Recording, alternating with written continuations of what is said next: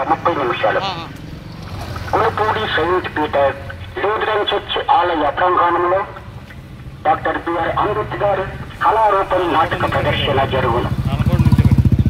Doctor BR Ambedkar జీవితంలో జరిగిన ముఖ్య ఘట్టాలను, ఆయన చేసిన త్యాగాలను నాటక రూపంలో ప్రదర్శించబడును. కావున పిల్లలు పెద్దలు ప్రతి ఒక్కరూ సకుటుంబ సమేతంగా వచ్చి డాక్టర్ బిఆర్ అంబేద్కర్ జీవితంలో జరిగిన చరిత్రను నాటక రూపంలో చూసి జయప్రదం చేయవలసిందిగా కోరుచూ ఉన్నాం. ప్రదర్శించబడును.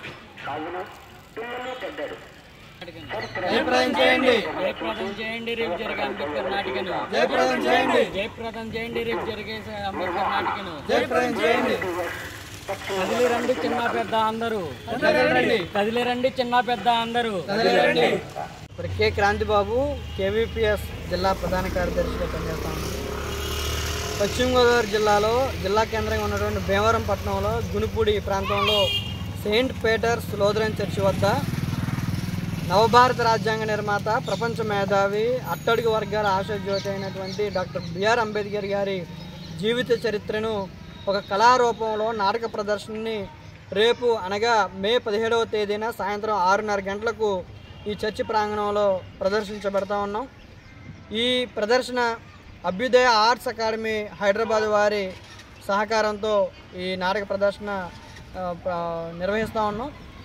ఈ నాటక ప్రదర్శన ప్రారంభికులుగా శాసన మండలి చైర్మన్ శ్రీ కొయ్య మోషన్ రాజు గారు, అలాగే పశ్చిమ గోదావరి జిల్లా కలెక్టర్ చదలవాడ నాగరాణి గారు, ఎమ్మెల్సీ గోపీమూర్తి గారు, అలాగే డిఆర్ఓ ఎం వెంకటేశ్వరరావు గారు, అలాగే నరసాపురం ఆర్డీఓ దాసిరాజు గారు, అలాగే మాజీ శాసనసభ్యులు దిగుపాటి రాజగోపాల్ గారు, అలాగే కేవీపీఎస్ రాష్ట్ర ప్రధాన కార్యదర్శి అండ్ర మాలయాద్రి గారు, అట్లాగే కేవీపీఎస్ జిల్లా ఉపాధ్యక్షులు వి బలరాం గారు, అలాగే సిఐటియు జిల్లా అధ్యక్షులు జేఎన్వి గోపాలన్ గారు, అలాగే వ్యవసాయ కార్మిక సంఘం రాష్ట్ర పూర్వ కార్యదర్శి మంతెన సీతారాం గారు, అలాగే హైదరాబాద్ అంబేద్కర్ బుద్ధిస్ట్ కేకే రాజా గారు వీరు సమక్షంలో ఈ నాటకాన్ని ప్రారంభిస్తూ ఉంటారు.